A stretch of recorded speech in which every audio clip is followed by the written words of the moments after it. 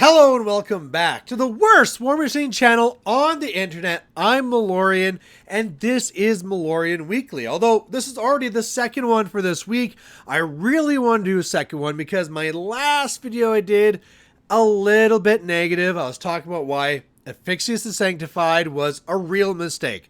Privateer Press dropped the ball and in a really bad way. But we have what we have. And so what I want to do in this video is that given what Asphyxious is, and given the point cost, what do we as players do to beat Gaspy? You know, if you're there and every single week you go out and Gaspy is crushing you, you're probably getting frustrated, and I want to help you. I want to find a way that we can have you turn the table. So given what Gaspy is, we're going to be covering some tips today about how to best try and combat this model. Now, the first thing I want to do is actually go over the rules. We'll very quickly go over what Gaspy is. We'll talk about what Gaspy wants to do, which will then be what do you want to do to make sure Gaspy can't live by what Gaspy's life plan is, and how we can try and take Gaspy either off the table or render it ineffective as much as possible. All right, the first thing that we're doing here then, what's Gaspy? So Asphyxious the Sanctified is a mercenary ironless unit, speed 6, strength 8, mat 7, rat doesn't matter, doesn't have a gun, defense 14, armor 17, a construct that flies, focus 5, 17 boxes. It has one weapon, which is range 2, P plus S 16, but it's really going to be 18 because it has the malign alignment where its whole unit and also its battle group all has Dark Shroud. So -2 armor for whatever it's engaging. It can collect souls, so anything it or its little servitors kills, because it's a unit, is able to get souls, and those souls are turned into focus during the next control phase. It has a limited battle group, so it can take stuff from all the different factions it's in, which is mercenaries, convergence, and cricks. It has leadership constructs, so this makes it so that all constructs in its control area, command rather, is going to be getting +2 movement against when it's charging living. It has a couple of spells. It's going to have Hellfire, Flicker, and Caustic Miss. Okay, really want to cover that quickly. So what is Gaspy trying to do? So in a perfect game, Gaspy wants to basically set up for a big attack. Whole bunch of constructs. We're charging into living. We're going to get in there. We're going to smash it. We're going to kill it. And then Gaspy wants to try and, while that's happening, kill some living models itself, get some souls, and then next turn be even more powerful. So probably in that first attack, try and send your Jack in. So it's either trying to kill whatever's going to threaten Gaspy, everything else charging into what's going to threaten Gaspy. Gaspy really wants to go after first some little weak infantry, get those souls, and then next turn, go in and finish things off. It's going to protect itself with clouds, right? It can make 2 clouds a turn, 3 inches, and try and use that to protect it and its other jacks and its other battle group and really everything else, and then to sneak up and get in there. So what's the best way to stop this? All right, first let's talk about at range. We have clouds. There's clouds you're going to have to deal with whenever you're trying to deal with Gaspy, and so the best way to try and deal with that is anything like True Sight or Eyeless Sight or anything like that. Now your faction might have that, it might not. If it does, maybe it has it innately because you're Legion. Hooray for you. Maybe it doesn't. And you have to look at some solos that might actually give it to you. So if you're really seeing Gaspy all the time, it sucks to have to take a solo just for Eyeless Sight. But if you're always dealing with these clouds, it might be good to do that. Or maybe you have some solo that could get rid of clouds. Something like a Gorman 2 or something like that, right? Again, it sucks to take these things to deal with this one model, but if this model is central to what the meta is, it's worth taking it. So consider that. As well, know that in the way that the steamroller works right now, every single scenario has an objective, and every single objective can be taking the Eyeless Sight objective rule. So with that, you could be using it to not ignore concealment, but ignore the clouds for line of sight. So Gaspy can make these clouds all at once, you can see through it. So what that really requires you to do is make sure you're planning that whatever range jack or bell engine you have, plan to keep it somewhere within 4 inches of the objective.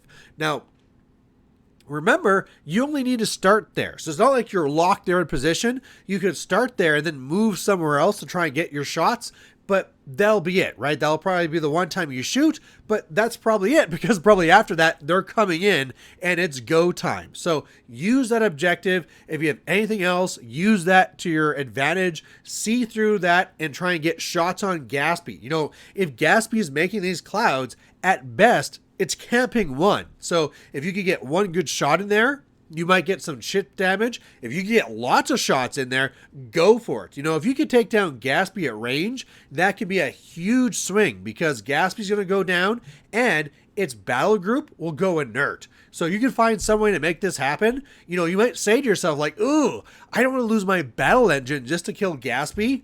Yes, you do. Yes, you absolutely do. It's worth it, because Gaspy should be probably the worth of a battle engine right there for what it does. And then you're making another, at least something, go inert. You know, maybe Gaspy's running 2 heavies or something else. Hooray, that's super good. But yeah, trading a battle engine to get Gaspy off of there, worth it for points alone. And if you think about all the other stuff that Gaspy is doing for the Force, for like that Dark Shroud and all that, yeah, get that off the table as soon as you can. Now, when it comes past shooting, it's now it's time to actually fight.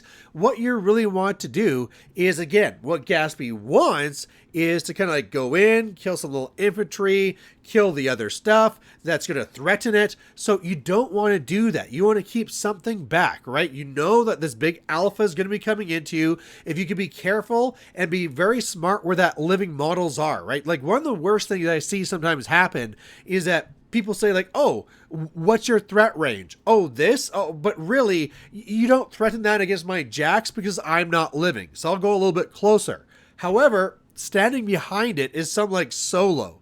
And so you charge the solo, get that distance, and then do the rest of your attacks against the jack. So look out for that, right? That's a little trick that people do. But again, with that, try and have those cheap things in the front so that you can be countering after.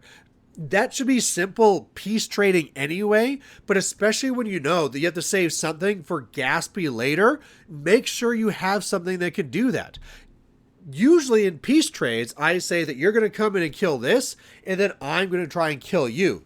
However, you're looking somewhere else. You're saying, as you come in, I want to have the opportunity that I could go over there and be going after Gaspy. Now, part of what's going to make this very important is those little balls it has, right? The little servitors that go out that could do automatically 1 damage. They pass the souls over. It seems useless for you to attack them, because if you do that, it makes new ones every single turn. However, it makes only 1 per turn. So again, you might say like, is it really worth my Harlow to go up there and shoot down those before combat? Yes. Yes, it is. Because if you don't, those 3 little servitors could go off and basically say your entire army is -2 armor. Whereas if you shoot down those, once they come in, they can only bring that 1 ball somewhere, and that's going to really limit the damage they can do, which will keep your heavies alive to actually fight back after. So super, super important. Also, when they actually come in and it's time to fight back, remember what I said. It might be tempting to say like, oh, this heavy is right here in front of me, I could take it out, but it's worth more to you to go and kill Gaspy, right? You need to kick that Gaspy off the table. The jack, sure, it hits hard, but it has 3 focus. Gaspy is going to be wailing on you next turn with probably a full 5 focus, is wailing in there. So you need to get that piece off there as fast as possible. If you only have a little bit of damage, it might be tempting to try and cripple the jack rather than go for Gaspy. And if that's the situation you're in, you're probably already in a losing situation. When, I mean, if you can't kill the pieces that are there on your attack, yeah, you're gonna have a lot of trouble because it's only going to get worse. So don't let that type of thinking really hold you back, or like, oh, if I fall short, at least I'm crippling something. No, if you're going to play to win, you need to play to take Gaspy out, so go after that. That is worth more than a heavy Gaspy has to go down. Now, Gaspy's fairly survivable, right? Defense 14, armor 17, camping 5. There's some weaknesses though. The first thing you need to do is realize that defense 14 goes down really quick when you knock them down. Gaspy4 came out at the same time as all the Archons. Archons can't be knocked down. Gaspy is very different. You could go in there and you can start off with that headbutt. You can have some other knockdown effect. Whatever it is, if you can knock down Gaspy, that defense 14 is significant. And so taking that off the table is huge. So again, it might seem wasteful to get something to Gaspy just to do a headbutt. Completely worth it so that all your attacks after that actually hit. This is a high defense model. Also, if that 5 focus is an issue, find a way to try and tempt it to be coming off, right? Put something in Gaspy's range that it wants to go there and be buying attacks, right? Obviously, don't give it something super critical to your game plan, but tempt it with something. If you don't, it's just going to fly in somewhere with 5 focus, probably somewhere fairly back so it's safer from your attacks, and then be ready to be going in next turn. No, you want to tempt them to come in with Gaspy into your web. You'll come into my spider's web and then spending some focus, and then all of a sudden, if there's a Gaspy that's camping 2, that is way easier to try and take down. Another thing, remember that whenever you're dealing with focus, that is like having super high armor. So if you have fewer attacks than it has focus, boost your damage. It might make sense sometimes to be like, no, I just want to be buying attacks over and over and over again. But in that type of thinking, Gaspy really has armor 22, so you're really not doing much damage. In most cases, when you're attacking with a heavy, it's just better to boost that damage and try and get past that focus that it's stopping. If you have more attacks than it has actually focus, okay, then it's more worth it just to keep on buying and buying and buying. Again, assuming that you knock it down. If you are not able to knock it down, and so it's now in question whether you could be hitting, so you're usually boosting the hit, you might as well be boosting that damage after, because you don't really know if you're going to be hitting again. So keep that in mind. As well, you might be wondering to yourself, like, is it worth it to dedicate 2 heavies to this, right? If I'm going to go and give up a heavy is literally going to be there as my temptation to Gaspy to come in. Is it worth it to give that up so that then my second heavy can be taking out Gaspy? Yes, it can. We already said that Gaspy is worth a battle engine, and if it's worth a battle engine, it's probably worth a heavy. So you can be making those trades, whatever it takes to try and bring Gaspy in and then try and take Gaspy out. Now, if you can't take Gaspy out from those means, what are some ways you can maybe mitigate Gaspy so that Ephixius isn't actually doing that much damage to you? Well, one of the first things you can do, if you have it in there, is find some way to strip that focus away. A lot of different factions have access to Iris 1, and if you do, it's typically very hard to get that shot onto a caster because the caster is usually pretty safe, but Gaspy4 players are usually pretty aggressive, right? Gaspy doesn't normally stay in cover. It's usually just a little bit further back. And if you can get that shot on Gaspy, that is huge. You know, Ephixius not getting that 5 focus next turn means that it's not making any clouds. It's making a maximum of 1 attack. You don't have to worry about it flickering and getting extra threat range. It is massive. Is it worth losing Iris so that Gaspy doesn't have all that focus? Yes, it is. Go ahead and take that Rat 9 shot. It is worth the odds trying to roll that 5 and stripping that all away. It might actually be stripping it away so you can actually shoot it down then, but if not, hey, you can make sure it's not doing too much later. Maybe you don't have Iris, right? You're just in a faction that can't get it. Well, what now? Whatever you do, don't feed it living models, right? If you have some living models standing up there that its little servitors can kill, or that maybe could be trying to go after, a Gaspy itself going after, that's bad, right? It's going to get those souls like we talked about, and then it's going to be even stronger next turn when it's actually going into your heavies. So really make sure that you're not using that infantry there. It can be very tempting to be like, oh, I jam with infantry, throw these in front. No, you're falling into a trap. You're only making Gaspy stronger. Something else you could do if you have it is, if you have the Thamorite Archon, remember that those souls might actually help you. And what I mean by that is that if you have a soul on Gaspy, your Thamorite Archon could go with the bow version, which actually gets boosted damage, like boosted to hit, then boosted damage, and then you take the souls away. So one funny trick is that you actually run one of your living models past Gaspy for a free strike, and they're like, yeah, I'll kill you, and I'll take your soul, thank you. And they're like, no, thank you. And then the Thamorite nails it, right? So that's something to be looking out as well. Again, Thamorite Archon, not very popular right now, but if you do take one, hey, look for that. It might be kind of worth it to be like, okay, Malorian said never feed it infantry, but this one exception. This is the one time you want to do this. The other way you could try and mitigate this is try and be baiting Gaspy further away from the fight.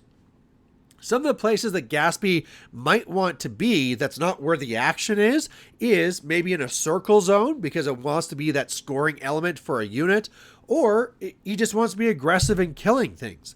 If you know that you have a spot over there where Gaspy is going to kill whatever's in there, I'm not going to try and kill Gaspy, I'm going to try and fight the other stuff. Let Gaspy and those little servitors live in that circle. Realize that for those little servitors to put out Dark Shroud, they'd have to leave the circle, and if they do, the full unit's not in there anymore. So they're kind of trapped in that circle if they want to score it. So that's fine. Leave Gaspy over there. Maybe have something where you can slowly feed one little model into there just to try and make sure they're not scoring every turn, and then focus on the rest of it, right? Focus on killing the caster, focus on other scenario elements, whatever it is. Let Gaspy live in that circle and feel good. They're like, oh, I'm scoring one control point and I'm getting one soul. Good for you. The real fight's over here.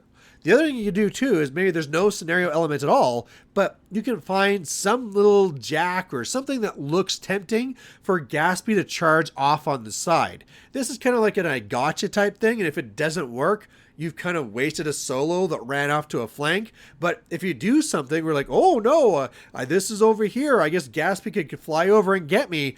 That might be something that they feel is worthwhile, right? Because sometimes they're like, oh, well, Gaspy's supposed to be like a second wave thing anyway.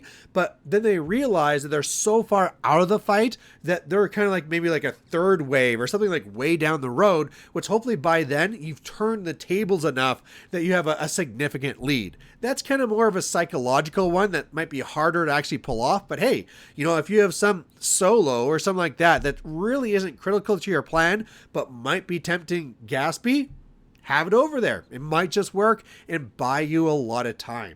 So there you go. There's some tips for how to deal with Aphyxius. Realize that it is kind of like a heavy in the way that it actually lives, and we kill heavies all the time. So it might be cheaper than it should be. It might be more powerful than it should be, but if you get past that salt and focus on what the objective is, which is either to eliminate it or mitigate its effects, and then really make sure that you're trying to chip in that shooting damage, trying to bait it in. Once it's baited in, you got to take it out, dedicate those resources, because those resources are worth to remove Gaspy off the table. I think you're going to be doing a lot better. So there you go. If you have anything else to say, if you have any other tips, please put them down below. I'd love to hear them. And otherwise, we'll catch you later. Bye.